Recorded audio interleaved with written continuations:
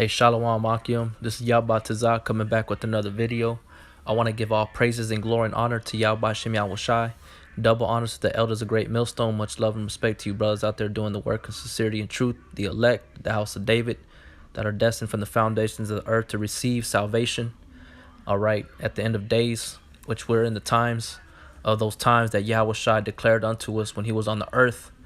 All right, and Yahushai, when he was on the earth, he was the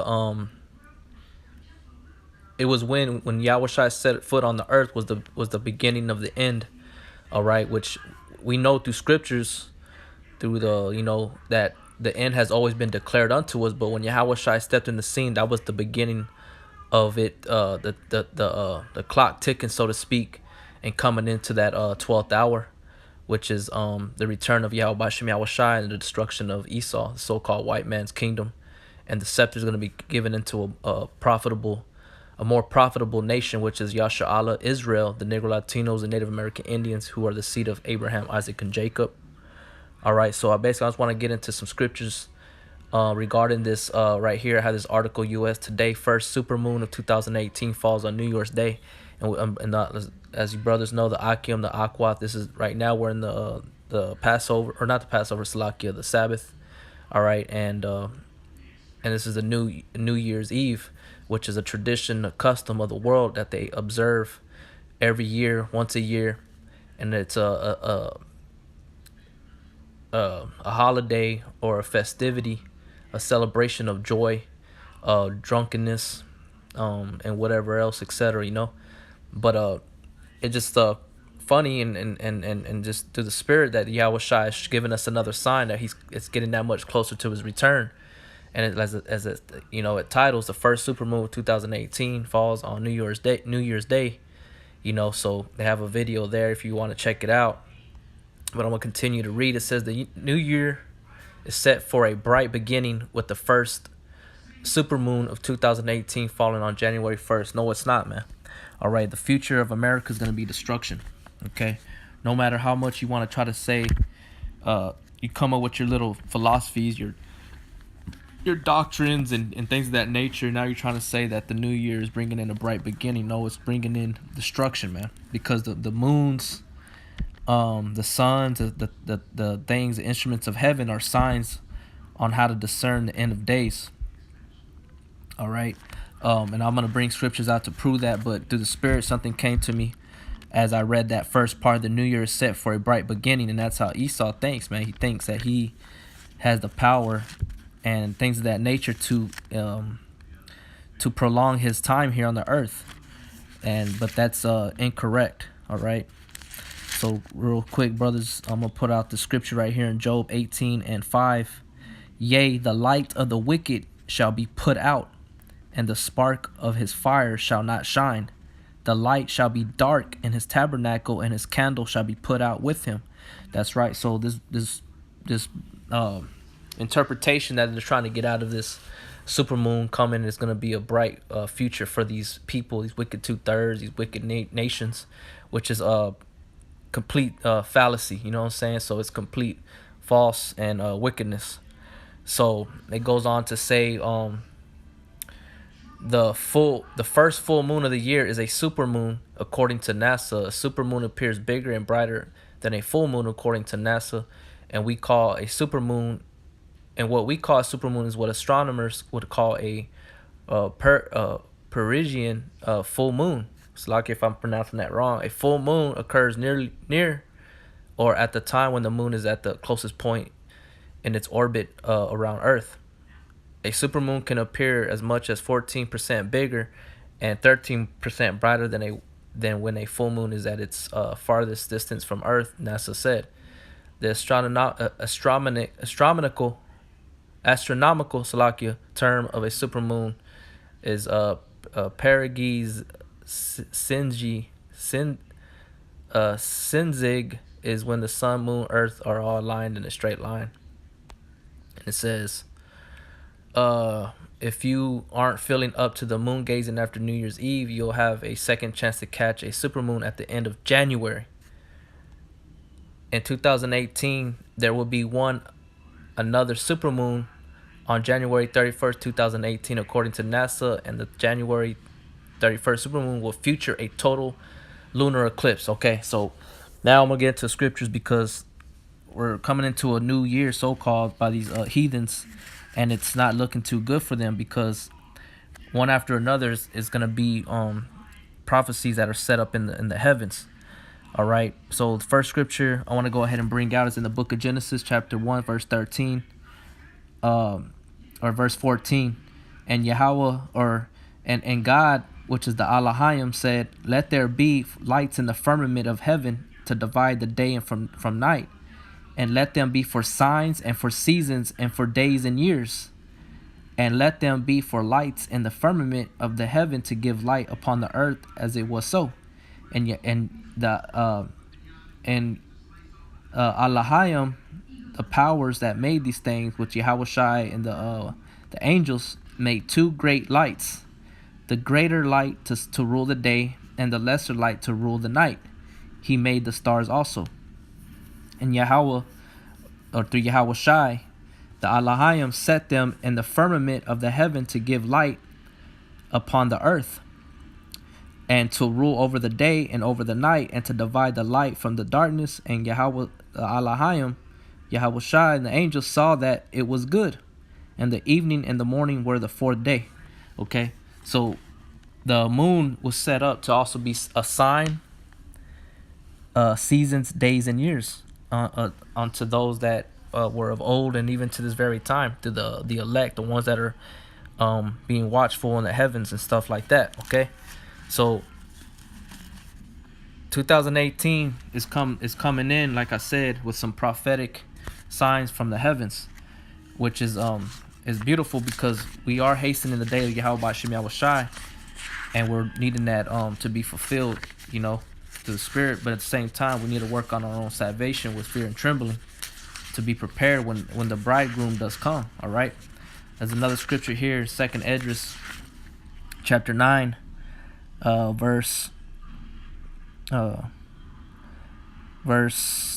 6. Even so, the times also of the highest have plain beginnings and wonders and powerful works and endings and effects and signs. That's right. So there's going to be